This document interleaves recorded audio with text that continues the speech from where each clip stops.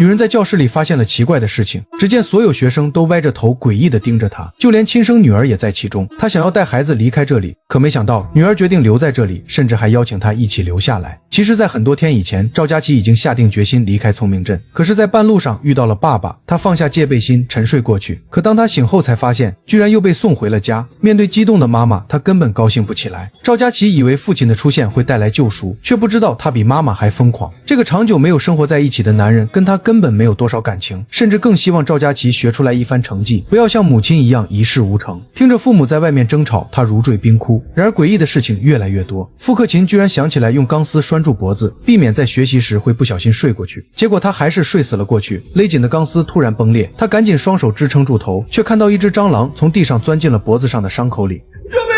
救命！怎么了？救命啊！什么事？什么事？快请！怎么了？蟑螂在哪里？蟑螂在哪里？在脖子哪里？不要痛！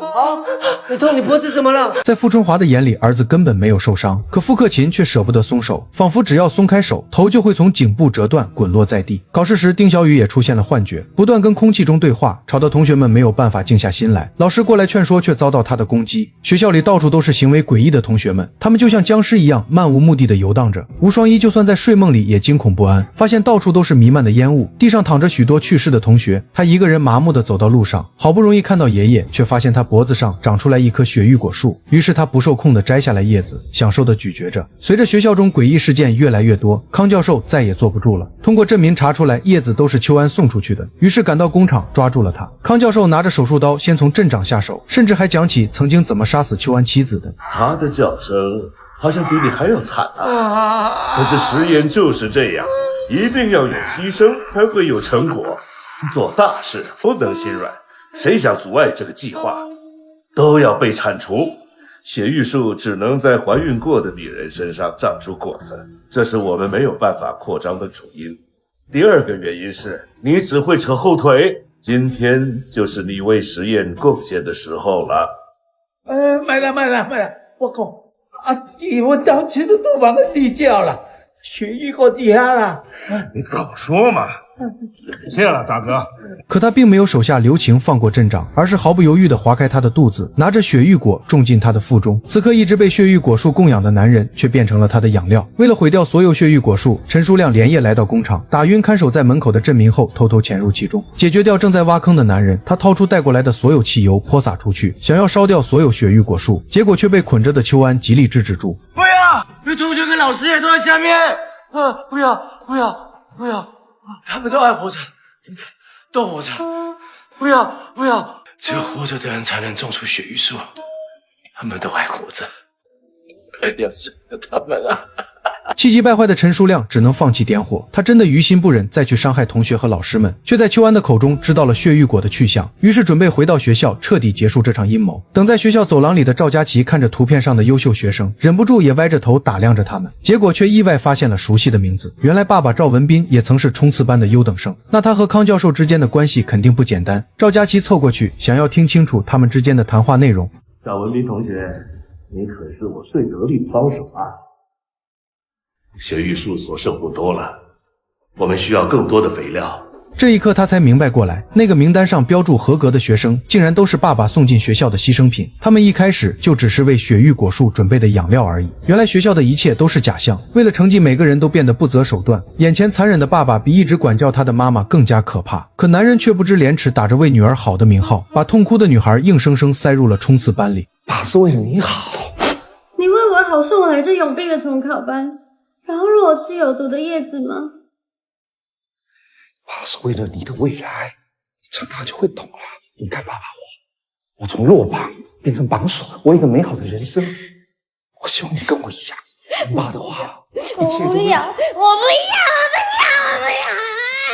赵佳琪被塞进冲刺班后，才觉得所有学生的梦想之地有多搞笑，就连冲刺班也是个巨大的骗局。这狭小的空间简直是人间炼狱，这里除了一个小书桌和一把椅子，居然一无所有。所有人进入这里都会变成麻木的学习工具，找不到任何人生乐趣。待在家里的妈妈突然想开了，她拿出来藏在冰箱里的大学通知书，想要和女儿和解。可这时赵文斌突然带着人找上门，他开始表现出对前妻种种不满，甚至还想抢走女儿赵佳琪。现在还想回来个抢女儿吗？哼，不可能，除非我死了，然我不会把琪琪交给你的。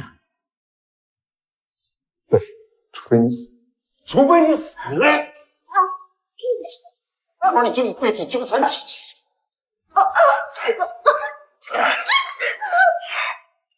黄小军，黄小军。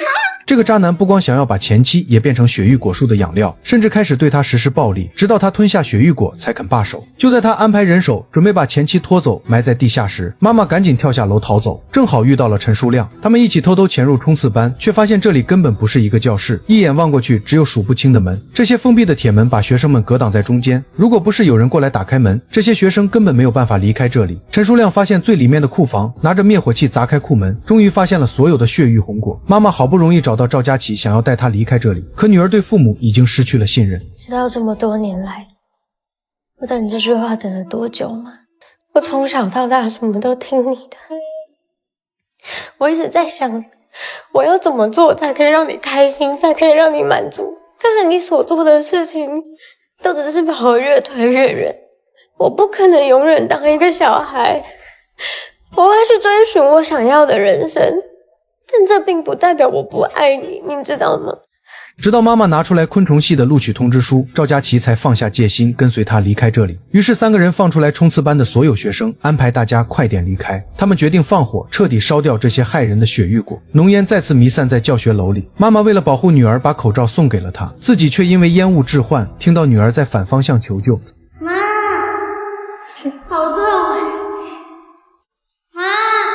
为了救女儿，他毫不犹豫地赶回去，却在教室里看到诡异的一幕。也就是在这一刻，他才意识到以前的自己错得多么离谱。他做的一切并不是在督促女儿学习，而是在一步步把她变成麻木的学习机器。相对比面前呆滞的女儿，他反而希望她能像之前一样有主见、有活力。赵佳琪在寻找妈妈时，不小心发现了实验室里的秘密，眼前的一切摧毁了她的三观。这时候爸爸赶过来，并没有救她，却因为他看到了这些机密资料，决定掐死亲生女儿。就在他马上要失去意识时，却在自己的房间醒过来。桌上放着医学大学的通知书，父亲和妈妈相处的也很融洽，王新宇竟然也没有去世，同学们也都恢复了正常，班主任甚至还给他们举行了毕业典礼。晚上回到家，一家人也是其乐融融的。这一切让他怀疑刚刚经历的痛苦才是在做梦，他多想永远停留在这里。就当他马上要接受命运时，却看到地下滚出来的一颗通红的雪域果。他拿起来果子，听到黑衣少年的声音，吃下去，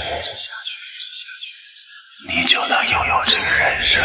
他开始犹豫不定，幻境里的幸福生活比现实的痛苦更具诱惑力。不过性格坚毅的女孩最终还是战胜了幻境，她捏碎了雪域果，清醒过来，抓起剪刀捅向爸爸。她不能就此倒下，妈妈正在等着她。于是她冲出去跟陈书亮一起找到火海中陷入幻境的妈妈。而赵文斌在追逐女儿时吸入了大量烟雾，也深陷幻境不能自拔。他走进冲刺班，歪着头不断重复着：我要考第一，我要当榜首。这时康教授也赶回了学校里，他眼里没有任何学生或者老师，不管不顾地跑进库房里，试图拯救所剩无几的雪域果。可当他搬着箱子冲出来时，却被邱安挡住了去路。你是干什么？快让开！快让开！我说过了，我们都会死的。